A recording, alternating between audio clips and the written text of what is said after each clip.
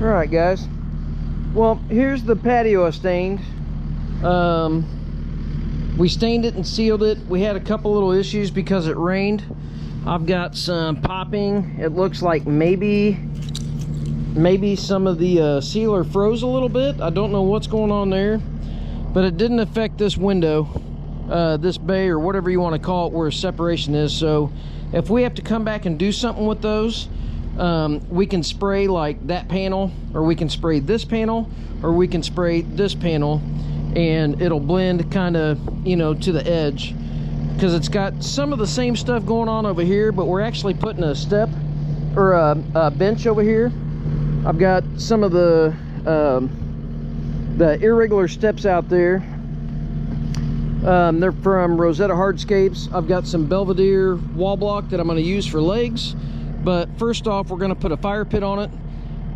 It's extremely muddy because everything's frozen and there is mud all around that. I'm literally going to try to just work off of the pallet and get the fire pit kit over here. I've got my block box, what's I call it. It's got my tools and stuff in it, and a fire ring. So we're going to try to do the fire pit first, and then we will get to laying out our seating. I'm going to put, you know, a seating bench kind of right there and a seating bench there, and then put some landscape around the backside. I thought that looked pretty nice.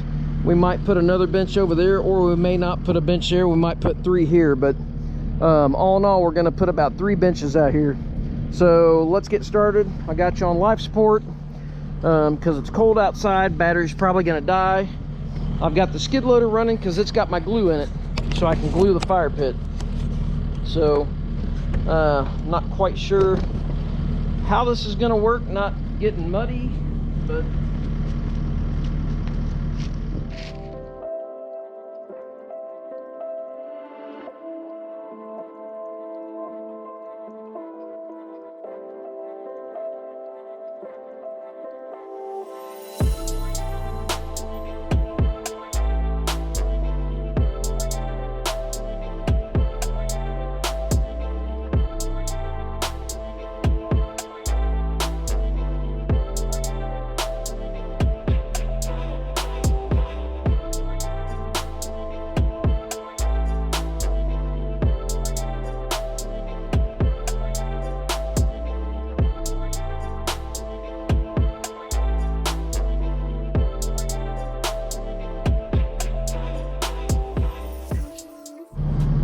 all right.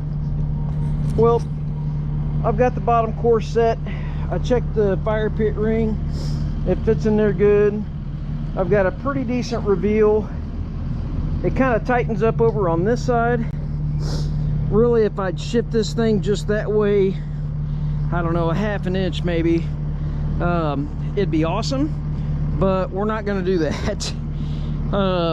Anyways, I'd rather have a better reveal over here. I'm going to actually fill this up with polymeric sander on the outside, kind of give a thermal barrier to the fire pit. I think I need to go in. I'd kind of like to shrink that gap up a little bit. I need to take, I don't know, an inch. I think it'd shrink it up a ½ inch all the way around. But I think I need to shrink that up an inch, and this would look really good. That'd still give me a pretty good thermal barrier. Some of those voids are a little big. But I'm going to go ahead and stack out the, actually I'm probably just going to go ahead and glue it. I've got the, let me show you guys here. If you go to Rosetta's website, you can download this. Let me show you. And what it shows your pattern. So if you look at that, we have what they call a B block. It's the fat medium. A block is a fat large. The D block is a skinny big or a skinny large. You got a B, a C, E. I think that's a D. Yeah, a D, an A, E, and then what is that? A C? Yeah, a C. So then on your next course, what you do is halfway in between that B and an A goes another B. So this one here will go in the middle of those two, so on and so forth. It'll kind of show you the pattern so you can get your stagger on. It'll lay out good, and then the cap fits on it nice and everything else. Anyway, so I'm gonna go ahead and start with, what's my little guy, an F. I'm gonna start with an F and a B on that skinny large is what I would call it. They call it a D, I think. Yes, it's a D. But I'm going to start with an F and a B right there. I'm going to go ahead and glue it, and I'm just going to start putting material down. So I guess hang out and go along for the ride. I would almost dry stack it out, but I really don't want to go there. Let's do some time lapse because it's real cold. My battery's probably going to die pretty quick.